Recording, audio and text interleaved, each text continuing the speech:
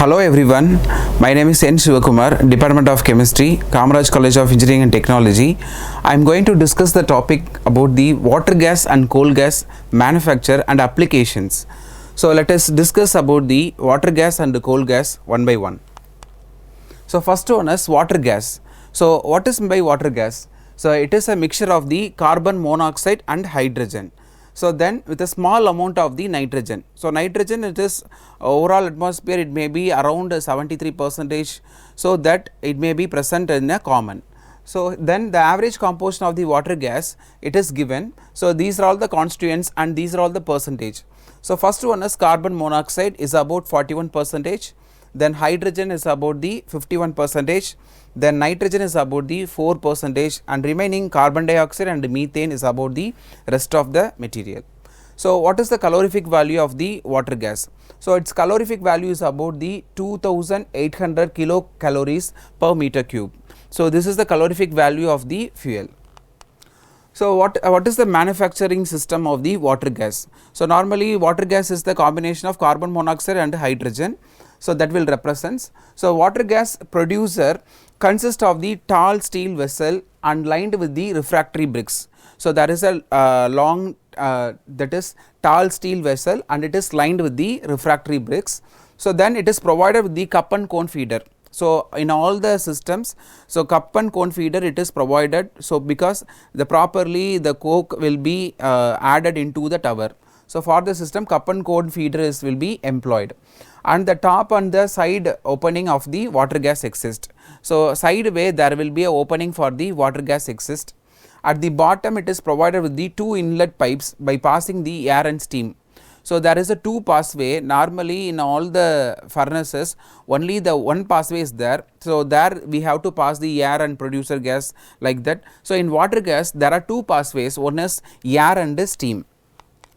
So here this is the represents the that water gas manufacturing system. So here there is a refractory line brick, so that will be lined over, and there is a two pathways, one is the steam pathway and another one is the air pathway, that is the air supply. At the bottom there will be a outlet, that outlet is called the ash outlet. The ash will be remained over here and it will be removed. Then top of the column it is called the cup and cone feeder. So where the cup and cone feeder, all the coke will be implemented. So the cup and cone feeder, all the coke will be taken inside the tower and it will be heated over the red hot coke condition under 900 to 1000 degrees Celsius. So here there will be water gas will be collected over here, that is the combination of carbon monoxide and hydrogen, and the water gas can be outletted. So this is the overall representation of the water gas manufacturing system. So this is the steam supply. So when we are supplying the steam once, so we have stopped the air supply, and we have to stop the air supply and we have to pass over the steam. So like that it will be repeated again and again, and it will be alternatively we have to send the steam and the air continuously, and to maintain the temperature about the 900 to 1000 degrees Celsius, there carbon monoxide and hydrogen combine to form the water gas. So when steam with a little air is passed alternatively over the red hot coke condition maintained at the 900 to 1000 degrees Celsius in a reactor, water gas it can be produced. So these are all the various reactions. So in the reaction, so that reactions of water gas production involving following two steps. First step is called the first stage, the steam is passed over to the red hot coke condition. So where carbon monoxide and hydrogen gases are produced, the reaction is endothermic. So whereas the endothermic reaction means the heat energy can be absorbed in the reaction. So here we are passing the steam, the reaction will be endothermic. So hence the temperature of the coke bed falls. So here carbon is combined with the water, so that is here it will represent the steam. So here the steam will be passed over, and the carbon monoxide and hydrogen it can be we are getting. So and then endothermic, it is a endothermic reaction, whereas delta H is equal to positive, that will represents the endothermic reaction. So because the carbon, the red hot coke condition, we are passing the steam, then it may produce the carbon monoxide and hydrogen. This is the first step. So first of all, the coke bed falls can be decreases, so only it is a endothermic reaction. After that, the second stage, in order to rise the temperature, the coke bed are to 1000 degrees Celsius. Initially it is 1000, and after the steam passing it will be lower to 900, and then it will slowly increases the temperature, because here we are stopped the supply of that steam, and we are we have to inlet that air supply. The steam supply is temporarily cut off and air is blown in, then the reaction is exothermic. Now the reaction, it can be changed. So now the reaction is the exothermic reaction. Exothermic reaction means the heat energy is evolved in the reaction. So here the carbon is combined with the oxygen, so and then it may produce the carbon dioxide. So it is an exothermic where delta H is negative. So here thus the steam run and in air blow, or repeatedly alternatively we have to give a maintain proper temperature. So whatever it is, steam, first step we have to send to the steam, and then second step we are passing over the air, and it may be alternatively we have to done, and whatever it is, the temperature should be maintained at 900 to 1000 degrees Celsius. Then it is used for the what is the main applications and uses for the water gas. So it is the uses for the production of hydrogen and in the synthesis of the ammonia. So normally this water gas, it will be employed for the production of hydrogen and synthesis of the ammonia. This is one of the application. Then it is used for the synthesis of gasoline, Fischer-Tropsch synthesis. So gasoline process manufacture, there will be different two types of ways. So one is direct method and another one is indirect method. Direct method, Bergius method is a direct method. We are directly converted the fine powdered coal into the synthetic petrol, whereas the second process is called the Fischer-Tropsch synthesis, where the first coke, all the coke is converted into the water gas, and the water gas, from the water gas they are preparing the synthetic petrol.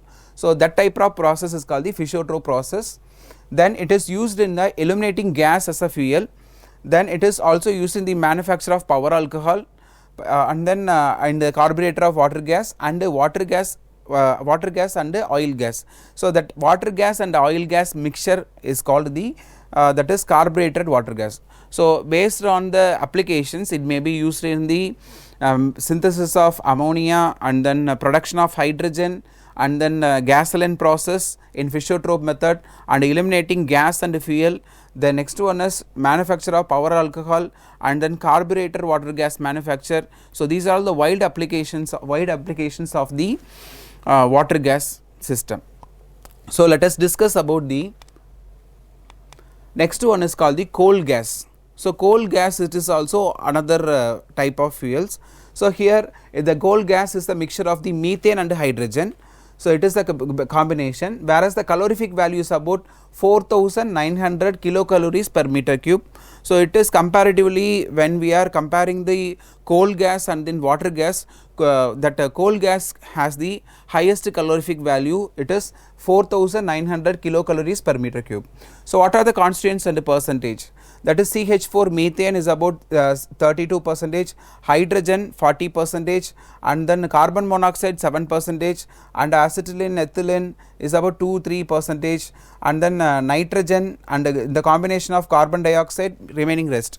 So these are all the main constituents of the coal gas, and predominantly what is the major thing? Methane and hydrogen. So it is around 32% and then 40%. So mainly hydrogen is present, it is about 40%. So the calorific value is also enhanced. So how it can be manufactured? So first one is coal gas is obtained by destructive distillation of coal at about 1200 degrees Celsius. So in a gas making retards. So in a gas making retard, so we have to getting the coal gas by the distillation around 1200 degrees Celsius. The retard is made up of silica bricks. it is covered by the silica bricks, and the coal is fed into the closed silica retort, and then which is then heated is about 1300 degrees Celsius we have to maintain, and then coal gas is maybe produced. So generally the coal is converted into coke form, it is called the metallurgical coke, we can say that. So in the absence of air, we are burning the coal and we are converting into the coke form. That process is also called as carbonization method. So here it is, the coal is being heated around 1300 degrees Celsius. In the absence of air, all the coal is converted into coke form, and the coal gas is also we are getting. So this is the one way. So here this is the manufacturing process of the coal gas. So here this is a chamber. So here we have taken the coke. So all the coal is converted into coke form. After that coke form it is taken in in this chamber, and after that we have to heat the coke around the 1300 degrees Celsius. So then it will be fed into the hydraulic main. So it is a hydraulic main is another chamber where it will be, all the gases will be go around, and then these gases will be goes into the further chambers. So there are 1, 2, 3. So we have to burn the coal, and it will be passed on to the hydraulic main. The hydraulic main, all the purified gases will be sent over to the different types of chamber. First chamber consists of liquid ammonia as a sprayer, second chamber water as a sprayer, third chamber it will be a creosote oil will be there. So the tar, ammonia, benzol, so such kind of materials also additionally we have get it. And then by the moist Fe2O3, hydrogen sulfide is also we are getting, and last one is we are getting coal gas. So the coal gas coming out from the gas from the retort mainly composed of the impurities like tar, ammonia, benzol, and other aromatic compounds, and then hydrogen sulfide, everything we are getting. Why we are calling as impurities? So we need to produce the ultimate of coal gas manufacturing system. So we are saying that other products are the impurities. So but they are not impurities, but we have to take on the byproducts. So we can consider as a byproducts. So tar, ammonia, benzol, and other aromatic compounds, hydrogen sulfides are additionally a byproducts, and we are getting the coal gas. The coal is passed through the hydraulic main, then through the condenser where much of tar and ammonia are condensed. The gas is passed through the other tower where ammonia is sprayed to remove the last portion of the tar. So there will be a chambers, and then from the hydraulic main we are getting the tar, and then we are getting ammonia, we are getting benzol, and then by the action of moist Fe2O3, hydrogen sulfide is also we have taken. Apart from that we are getting the gas, that gas is called the coal gas. So this will be the representation here. Then purification, the gas is passed through the next tower, the water is sprayed to remove the ammonia. The cooled gas is passed through the another tower where the creosote oil, it is nothing but a dark brown colored oil containing various phenols and other organic compounds distilled from the coal tar, that is called the creosote oil. So sprayed to dissolve the benzol and aromatic compounds. Finally hydrogen sulfide is removed by passing it over to the column of Fe2O3. So that will be represented in the diagram. The purified gas is stored over the water. So let us see the applications of the coal gas, where we are using the coal gas. So coal gas is used as a illuminant in the cities and towns. So mainly it is used as a illuminant.